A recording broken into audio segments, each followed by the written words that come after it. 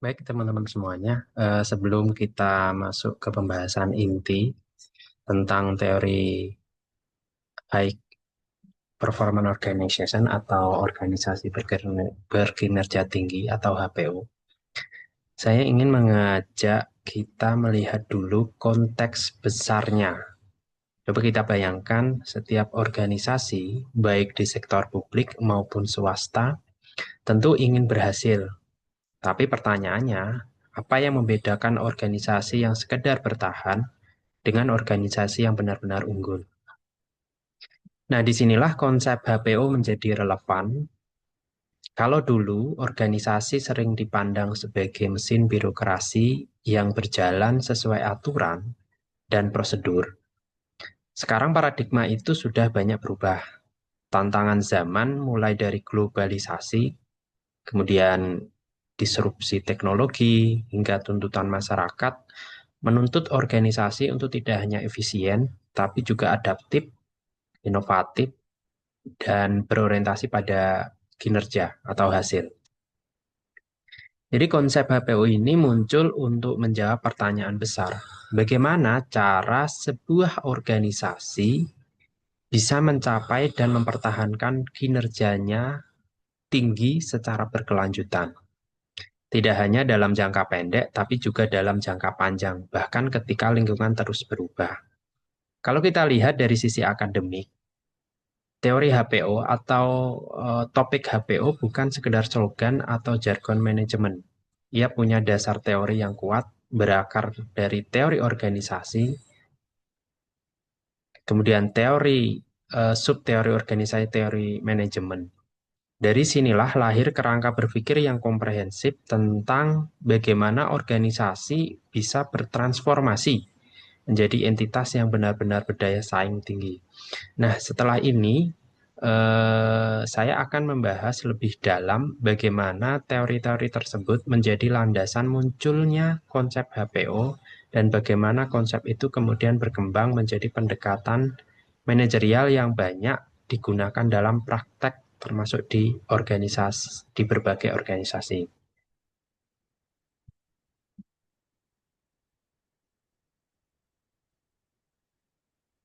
Nah, berikutnya, ini mungkin beberapa definisi berkaitan dengan HPO sangatlah banyak, dan ini saya sintesis dari beberapa eh, definisi. Nah, teman-teman, mari kita mulai dengan satu pertanyaan sederhana sebelum kita menjelaskan tentang hal ini. Mengapa sih organisasi perlu menjadi HPO, HPO? Pada dasarnya, setiap organisasi tentu ingin lebih dari sekedar menjadi mesin birokrasi yang menjalankan rutinitas, sebagaimana saya sampaikan di awal tadi. Mereka ingin melampaui batas standar, mencapai kinerja tinggi, memberi dampak nyata, dan yang paling penting mampu bertahan dan terus unggul di tengah perubahan zaman yang begitu cepat. Nah, definisi ini sebenarnya adalah seperti di awal saya sebutkan, sintesis dari banyak definisi berkaitan dengan HPO.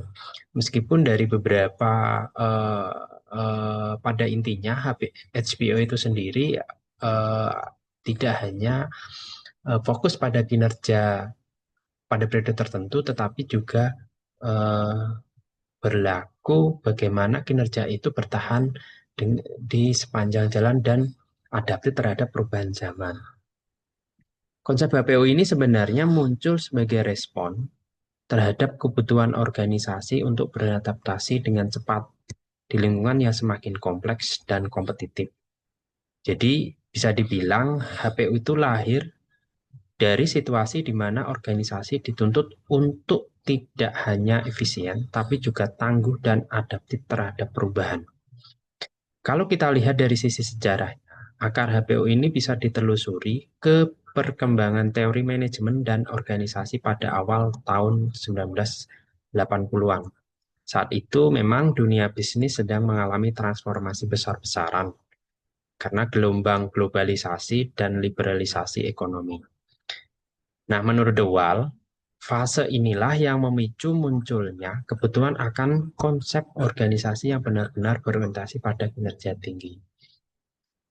Tapi tidak hanya di sektor bisnis saja, teman-teman, dalam konteks organisasi publik, konsep ini juga berkembang pesat seiring munculnya gerakan NPM.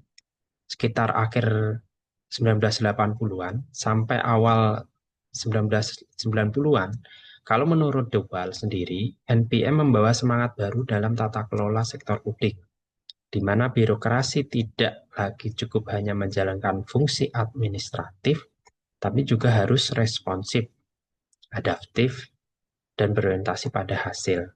Artinya, lembaga publik pun harus dikelola dengan cara yang lebih modern, efektif, efisien, dan berfokus pada kebutuhan masyarakat.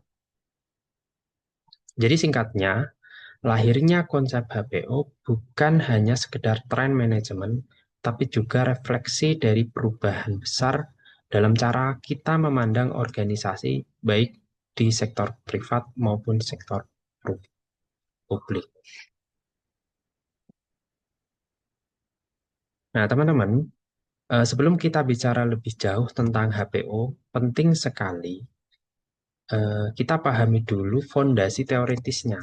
Karena konsep HPO ini enggak berdiri sendiri. Ia berakar pada apa yang disebut sebagai teori organisasi, yang bisa kita anggap sebagai grand teorinya lah, begitu. Nah, sekarang teori organisasi itu bukan satu teori tunggal. Ini lebih seperti sebuah payung besar dari berbagai pendekatan dan disiplin ilmu yang saling berkaitan. Para ahli seperti Christensen dan Tomkin, bidang teori organisasi ini punya 3 sub-bidang utama yang saling melengkapi. Yang pertama, kita punya apa yang sering disebut teori organisasi. Artinya ini adalah dalam arti sempit. Dia berbicara tentang, ini mengambil perspektif makronya. Fokusnya pada organisasi itu sendiri, bagaimana struktur dibentuk, bagaimana strategi, ukuran organisasi, teknologi, dan juga faktor lingkungan bisa mempengaruhi cara organisasi bekerja. Jadi ini semacam peta besar yang melihat organisasi sebagai satu sistem yang kompleks. Lalu yang kedua ada teori perilaku organisasi. Nah ini berbeda. Di sini fokusnya lebih mikro ke level individu dan kelompok. Kita belajar tentang perilaku orang-orang di dalam organisasi, hubungan antar anggota, dan bagaimana dinamika sosial itu mempengaruhi kinerja secara keseluruhan. Dan yang ketiga, ada teori manajemen. Nah, ini menarik karena subbidang ini menggabungkan dua yang tadi, struktur organisasi dan perilaku manusia dalam konteks bagaimana organisasi itu dikelola. Fokus utamanya adalah pada proses dan praktek manajemen, terutama yang berkaitan dengan manajemen kinerja. Nah, disinilah posisi konsep HPO atau HPO kita tempatkan. Dalam penelitian dan kajian yang kita bahas ini, HPO dilihat terutama dari perspektif teori manajemen, lebih spesifik lagi pada aspek manajemen kinerja. Dengan menggunakan kerangka ini, kita bisa menganalisis secara lebih komprehensif bagaimana organisasi bisa mencapai dan mempertahankan kinerja tinggi. Jadi, bukan hanya melihat struktur dan perilaku saja, tapi juga bagaimana manajemen mampu menyatukan keduanya dalam praktek sehari-hari. Artinya, kalau mau membangun organisasi yang cukup benar-benar performa tinggi, kita nggak cukup hanya bicara soal sistem atau orangnya saja. Keduanya harus diinteraksikan lewat manajemen yang cerdas dan berorientasi pada kinerja.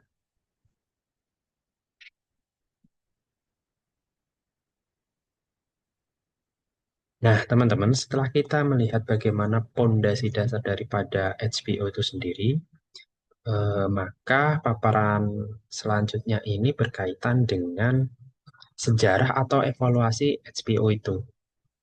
Nah, teman-teman, sekarang kita masuk ke bagian yang menarik, yaitu sejarah konsep HPO. Kalau kita lihat, konsep ini nggak muncul tiba-tiba. Ia berkembang dari perjalanan panjang organisasi di seluruh dunia yang berusaha menjawab satu pertanyaan besar. Bagaimana caranya agar organisasi bisa bekerja dengan kinerja yang benar-benar tinggi, tahan terhadap perubahan, dan terus unggul dalam jangka waktu yang relatif panjang. Nah, konsep ini mulai muncul di awal tahun 1980-an, pada masa di mana dunia bisnis sedang mengalami perubahan besar-besaran karena globalisasi dan liberalisasi ekonomi. Jadi organisasi pada waktu itu dituntut untuk bergerak lebih cepat, lebih efisien, dan lebih adaptif. Nah, menurut The Wall sendiri, dari sinilah awal mula gagasan tentang HPO muncul sebagai respon terhadap dunia yang makin kompetitif. Menariknya, ide ini nggak hanya berlaku di sektor swasta, tapi juga merambah ke organisasi publik. Kemunculan gerakan NPM membuat organisasi publik mulai mengubah cara kerjanya. Kalau dulu birokrasi identik dengan administrasi yang kaku, maka lewat NPM organisasi publik berharap bisa lebih responsif, cepat tanggap, dan fokus pada hasil serta kinerja. Jadi bukan sekedar melaksanakan tugas, tapi benar-benar menghasilkan nilai bagi masyarakat. Kalau kita lihat bertahap, perkembangan konsep HPO bisa dibagi ke dalam beberapa dekade. Pertama, dari tahun 80-an, ini sebenarnya di awal kemunculannya fokusnya pada struktur dan atribut. Nah, pada dekade ini fokusnya masih pada bagaimana membangun struktur organisasi yang bisa mendorong produktivitas dan kreativitas. Peters and Waterman pada tahun 82 memperkenalkan 8 atribut utama organisasi unggul, mulai dari kedekatan dengan pelanggan, otonomi, semangat kewirausahaan, hingga organisasi yang sederhana tapi efektif. Setahun kemudian, Pava memperkenalkan desain kerja sosioteknik, di mana kelompok kerja mandiri diberi kepercayaan untuk mengatur pekerjaan sendiri. Lalu Husenki tahun 85 mendapatkan model high commitment, high performance yang menekankan pentingnya komitmen, fleksibilitas, dan otonomi tim. Nah, memasuki era tahun 90-an, fokus HPO mulai bergeser ke keterlibatan karyawan dan budaya organisasi. Demikian selanjutnya pada tahun 2000-an, nah masuk ke era 2000-an, HPO makin matang. Di sini fokusnya mulai bergeser ke integrasi antara nilai-nilai inti, budaya organisasi, dan pemanfaatan teknologi. Kemudian di era kontemporer saat ini, modelnya mulai komprehensif. Nah, pada periode inilah, sekitar pertengahan 2000-an, Andre De Waal tampil menonjol dengan kerangka konseptual yang komprehensif.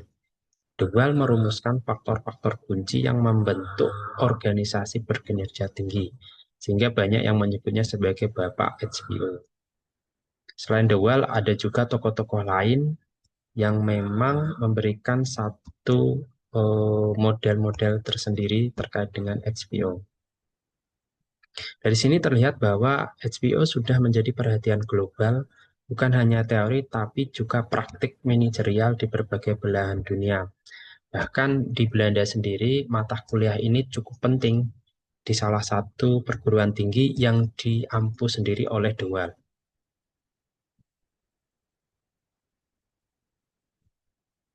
Nah, teman-teman, dari seluruh perjalanan sejarah itu kita bisa simpulkan bahwa HPO bukan hanya tentang satu faktor tunggal. Ia adalah hasil interaksi banyak elemen di berbagai tingkat individu, kelompok, dan organisasi. Di tingkat individu yang penting adalah kompetensi, motivasi, dan semangat belajar. Di tingkat kelompok, sinergi, kepemimpinan, dan penyelesaian konflik yang konstruktif menjadi kunci. Dan di tingkat organisasi, struktur yang fleksibel serta budaya kerja yang kuat menjadi fondasinya. Artinya, HPO adalah hasil dari sinergi multilevel, bukan sekedar menerapkan satu resep ajaib, tapi menciptakan keseimbangan sistemik antara manusia, nilai, dan struktur organisasi. Nah, berikutnya, setelah kita membahas sejarah perkembangan HPO, sekarang kita masuk ke bagian yang lebih aplikatif, yaitu model atau konsep HPO. Jadi berbagai periode banyak ahli yang mencoba merumuskan seperti apa sebenarnya organisasi berkinerja tinggi itu. Dan hasilnya ada beberapa model yang cukup berpengaruh dan sampai sekarang masih menjadi rujukan penting. Mulai dari Peter and Waterman tahun 80-an dan beberapa lagi, misalnya kita coba lihat modelnya Peter and Waterman. Model pertama datang dari Peter and Waterman ini lewat buku terkenal mereka In Search of Excellence. Mereka melihat bahwa organisasi unggul itu punya beberapa kesamaan. Ada yang kuat, strategi yang jelas, struktur yang sederhana tapi efektif, kepemimpinan yang inspiratif, dan tentu saja keterampilan kawan yang terus diasah. Jadi intinya mereka percaya organisasi akan unggul kalau punya kombinasi yang seimbang antara sistem manajemen dan nilai-nilai manusia yang kuat. Kemudian dari Collins, dalam bukunya Good to Great. Lalu dua kedus setelahnya, Jim Collins memperdalam pendekatan ini lewat bukunya Good to Great. Nah, Collins menemukan bahwa perusahaan hebat punya pola yang konsisten. Pemimpin yang rendah hati tapi sangat berkomitmen, orang-orang yang tepat di posisi yang tepat, kemampuan menghadapi tantangan, serta budaya disiplin yang luar biasa. Selain itu, Collins menekankan pentingnya fokus pada inti kekuatan organisasi, bukan ikut-ikutan tren, dan bagaimana teknologi bisa dimanfaatkan untuk mempercepat momentum transformasi. Dengan kata lain, good companies bisa menjadi great companies kalau mereka punya nilai dan budaya yang kuat serta pemimpin yang benar-benar menginspirasi. Nah, model berikutnya dari Owen dan rekan-rekannya mencoba menjelaskan bagaimana cara menciptakan dan mempertahankan HPO. Menurut mereka, HPO dibangun di atas keselarasan antara persepsi dan praktek kepemimpinan, visi dan misi bersama, serta strategi yang benar-benar dipahami oleh semua pihak. Selain itu, mereka juga menyoroti pentingnya infrastruktur organisasi, nilai-nilai yang dipegang teguh, dan perilaku karyawan yang konsisten dengan tujuan bersama. Artinya, organisasi yang berkinerja tinggi itu tidak hanya tentang pemimpin di puncak, tapi juga tentang alignment, keselarasan di semua level. Berikutnya, Overholt dan timnya di tahun 2007 menawarkan model yang lebih menyeluruh. Mereka membagi pendekatan HPO ke dalam 5 dimensi besar. Pertama, pendekatan strategis, kemudian kedua, pendekatan strategi pelanggan, kemudian yang ketiga, pendekatan kepemimpinan, keempat, proses dan struktur organisasi, serta yang kelima adalah nilai dan keyakinan. Nah, kelima aspek ini membentuk kerangka komprehensif untuk membangun organisasi yang tidak hanya efektif, efisien, tapi juga tangguh dan berorientasi pada hasil jangka panjang. Dan tentu saja model yang paling berpengaruh datang dari Andrew de Waal. Model ini menekankan 5 faktor utama yang menjadi ciri khas HPO. Pertama adalah manajemen yang berkualitas, keterbukaan dan orientasi pada tindakan, orientasi pada jangka panjang, peningkatan dan pembaruan berkelanjutan, serta kualitas tenaga kerja. Nah, menariknya, kalau model-model sebelumnya masih bersifat konseptual, model dual ini sudah teruji secara empiris di berbagai negara dan jenis organisasi. Makanya banyak peneliti dan praktisi manajemen di seluruh dunia yang menjadikan model HPO dual sebagai acuan utama ketika bicara soal HPO. Jadi teman-teman, dari sekian banyak model yang ada, semuanya memberikan kontribusi penting. Tapi yang membedakan model dual adalah dasar empirisnya. Artinya model ini bukan hanya teori di atas kertas, tapi sudah terbukti dalam praktek nyata di berbagai konteks organisasi. Oleh karena itu, ketika kita membicarakan HPO dalam konteks organisasi publik di Indonesia, model dual menjadi titik awal yang paling rasional dan bisa diadaptasi.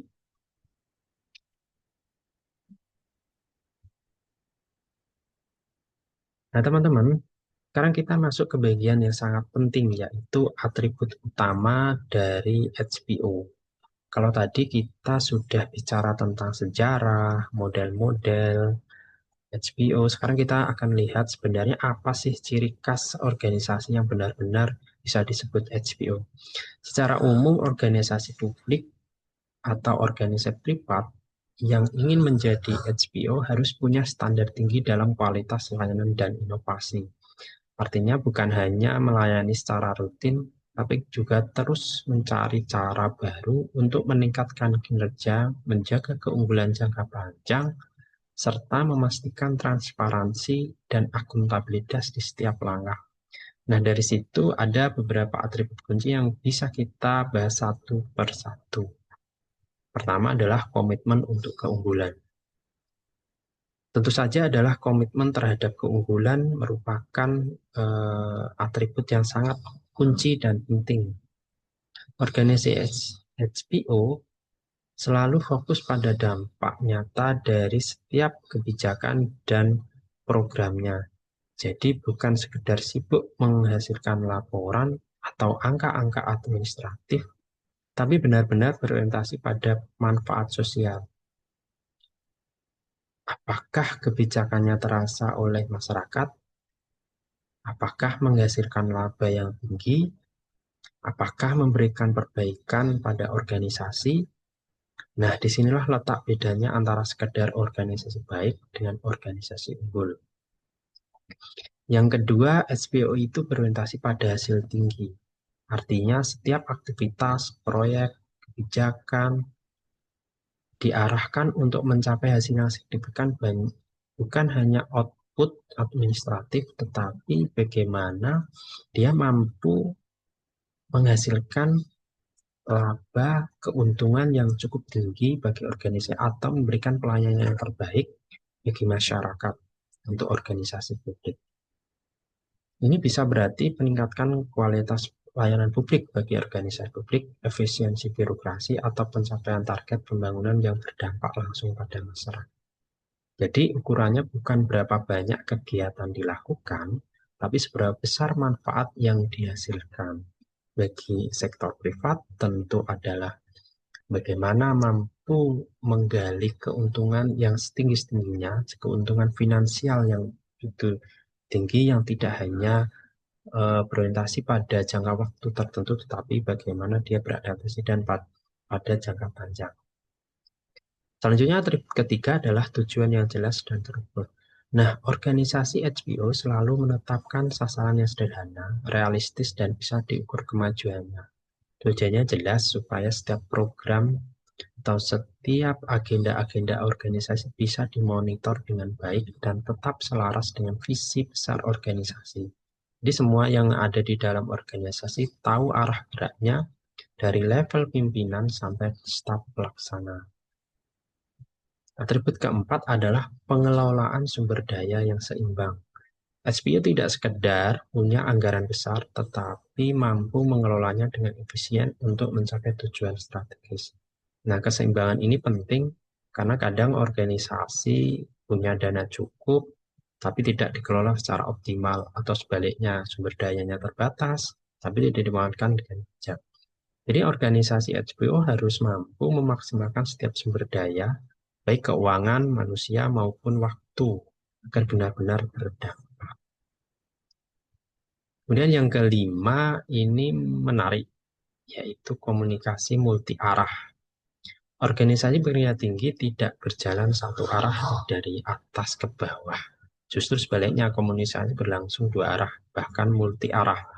Artinya pimpinan terbuka mendengar ide dari bawahan, karyawan bisa menyampaikan masukan tanpa rasa takut, dan masyarakat pun dilibatkan dalam proses kebijakan untuk organisasi publik. Nah, budaya keterbukaan inilah yang membuat organisasi menjadi adaptif dan inovatif, karena setiap orang merasa memiliki peran dan didengar.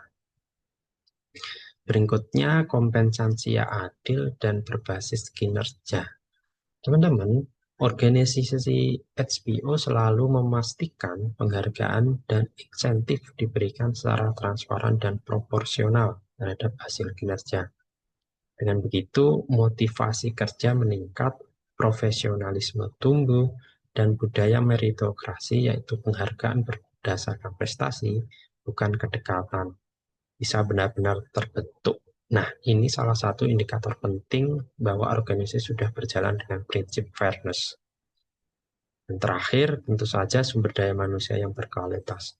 Tanpa SDM yang kompeten dan berintegritas, semua sistem tadi nggak akan berjalan efektif. HPO memandang manusia sebagai aset utama, maka pelatihan, pembinaan, dan pengembangan karir menjadi bagian penting untuk menjaga daya saing organisasi dalam jangka panjang. HPO dalam perspektif kinerja jangka panjang. Nah, teman-teman, yang menarik dari konsep HPO ini adalah penekanan pada kinerja jangka panjang. Nah, De Waal sendiri mengatakan bahwa HPO kalau mampu mempertahankan kinerja kompetensinya selama minimal 5 tahun berturut-turut, kinerja ini diukur lewat dua cara. Kinerja relatif, yaitu kinerja dibandingkan dengan organisasi sejenis dalam kelompoknya. Yang kedua adalah kinerja historis, yaitu perbandingan antara kinerja saat ini dengan kinerja 5 tahun sebelumnya. Nah, dari sini kita bisa lihat bahwa HPO bukan sekedar tentang pencapaian saat, tetapi tentang kemampuan organisasi menjaga kinerja unggulnya secara konsisten dan berkelanjutan. Nah, kemudian The Waal untuk mengukurnya memberikan rumus sederhana untuk mengukur kinerja relatif tersebut. Nah, teman-teman, dari seluruh pembahasan kita tentang HPO organisasi, kita bisa melihat bahwa HPO bukan sekedar konsep manajemen modern, tapi sebuah paradigma berpikir baru dalam mengelola organisasi.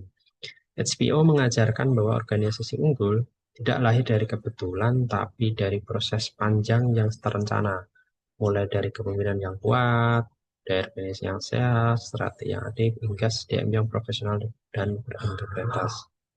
Jadi menjadi organisasi berkinerja tinggi bukan berarti bekerja lebih keras saja, tapi bekerja lebih cerdas, konsisten, dan berorientasi pada hasil jangka panjang. Organisasi yang seperti ini tidak hanya mengejar target, tapi juga membangun nilai, menjaga kepercayaan publik, dan memastikan setiap kebijakan benar-benar membawa manfaat nyata bagi organisasi sendiri. Jadi pada akhirnya HPO bukan hanya soal sistem dan struktur, tapi soal manusia, tentang bagaimana setiap individu di dalamnya berkomitmen untuk memberikan yang terbaik. Dan kalau semangat itu bisa hidup di setiap level organisasi, maka visi menuju organisasi publik yang berdaya saing dan berintegritas tinggi bukan lagi segala cita-cita, tapi sebuah